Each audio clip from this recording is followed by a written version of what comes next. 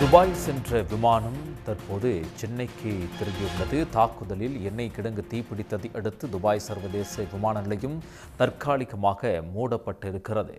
இதனைத் தொடர்ந்து துபாய் விமான நிலையம் தற்காலிகமாக மூடப்பட்டிருப்பதால் எமிரேட்ஸ் விமானம் மீண்டும் சென்னைக்கு திருப்பி விடப்பட்டுள்ளது. பயணிகள் அனைவரையும் சென்னை நகரில் உள்ள ஹோட்டல்களில் தங்க வைக்க ஏற்பாடு செய்யப்பட்டுள்ளது.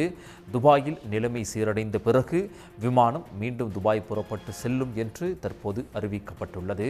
சென்னையிலிருந்து அதிகாலை துபாய்க்கு சென்ற எமிரேட்ஸ் விமானம் மீண்டும் தற்போது சென்னைக்கு திரும்பியுள்ளது.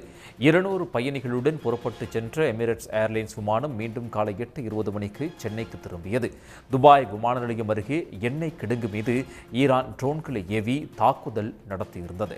தாக்குதலில் எண்ணெய் கிடங்கு தீப்பிடித்ததை அடுத்து துபாய் சர்வதேச விமான நிலையம் தற்காலிகமாக மூடப்பட்டது.